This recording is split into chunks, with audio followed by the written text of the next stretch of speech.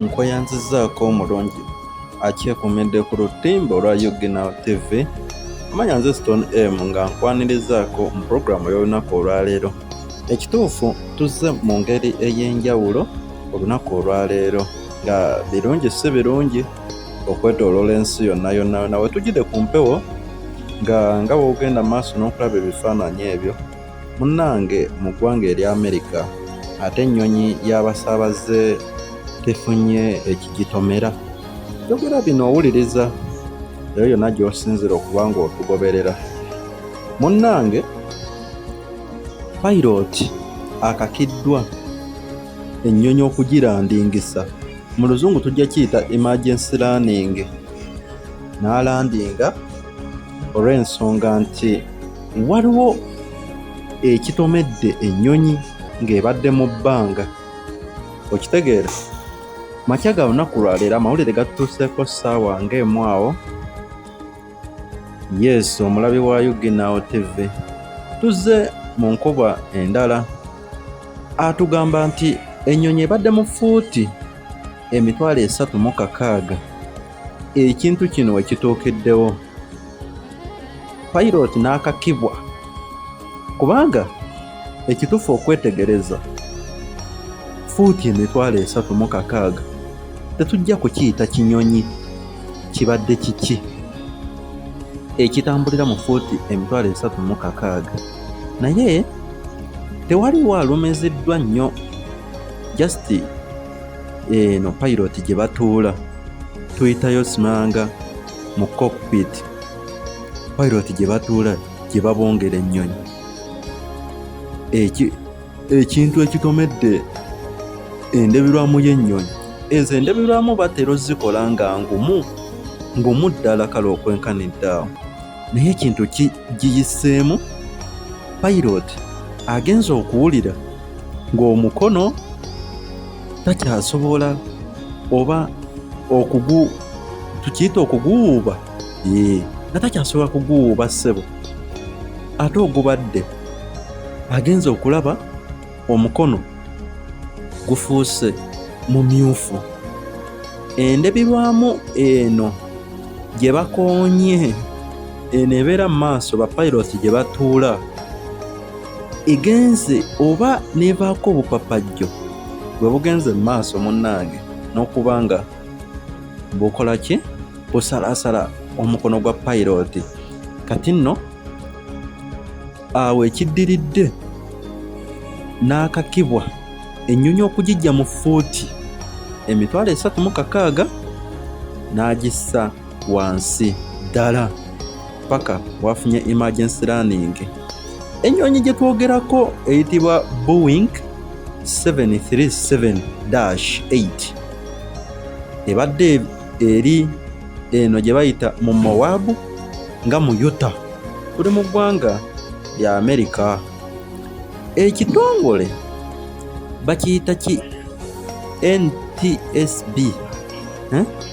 Ekitongole bakiyita NTSB, US National Transportation Safety Board, kye kigenda maaso n'okuba nga kibakanye n'omulimu guno ogw'okunoonyereza kiki ekiviiriddeko ennyonyi yaabwe, ennyonyi ey'abasaabaze ebadde mu fuuti ezo zonna okuba nga munnange waliwo ekigitomera. Ye bannaffe, kiki ekigitomedde? Amanya nze Stone M.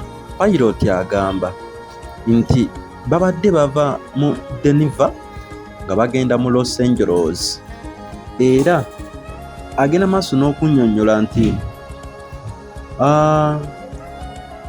ku basaabaze 1,300, kubanga nga wotegedde nti ennyonyi ebadde y'abasaabaze, ku basaabaze 1,300 munnange ababadde ku nnyonyi eno tewali n'omu alumiziddwa. Kati ennyonyi n'afoosingibwa n'agenda ku Salt Lake City, era awo we bakoze emergency landing. Ogenda ate mu maaso n'okuba nga bagitereeza, kubanga nga wootegedde ennyonyi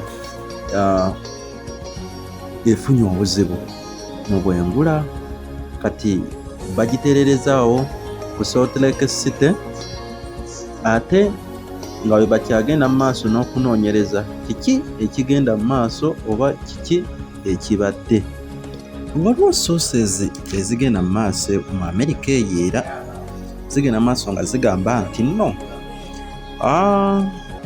bano babayita ba AV oba aviation, balina ripooti yaabwe gye bakoze nti waliwo zino baaluuni zino ezeyambisibwa mu kubala oba empeebereza y'obudde, okitegeera bazita weather balloons, kirabika ze zaleese obuzibu.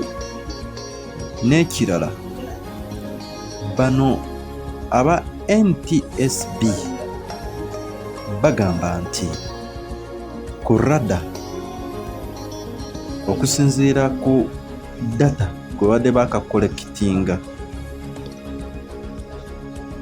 nti waliyo satellites 4 sofa olwaleero. Ezo n'omwami Elon Musk kirabika ze zaafunyemu oba engeri y'obuzibuzibu nti ze zigenda maaso n'okuba nti zisuula ebimu ku bintu oba ku paatisi zaazo.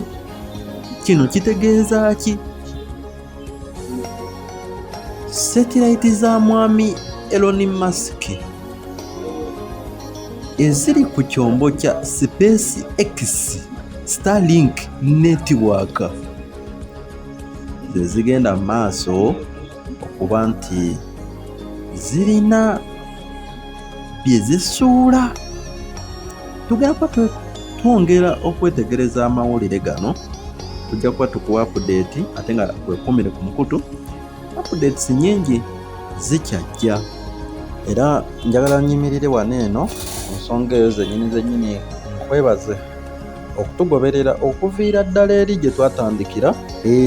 Mwena batambudde naffe tubaagala nnyo, mwebale nnyo, mwebale ddala okwerekereza data wammwe, ate n'ekirala mwebale olw'obugumiikiriza obwo.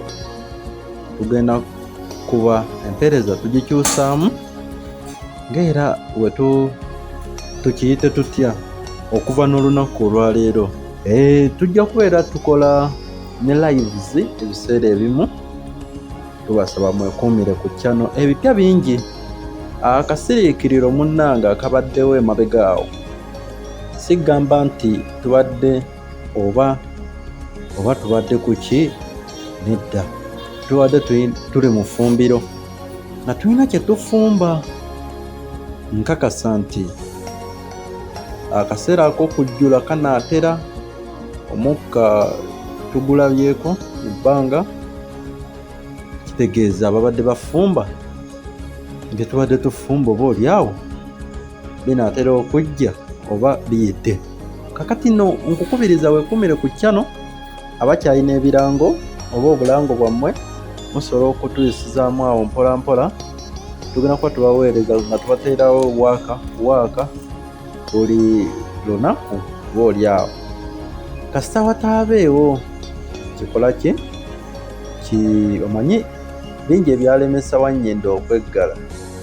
Bino ebitasooka kukonkona oba oliawo bitataaganya, ate tujja kusobola okubeerawo okubaweerezanga buli lunaku, at least tubateerayo akapya akamu.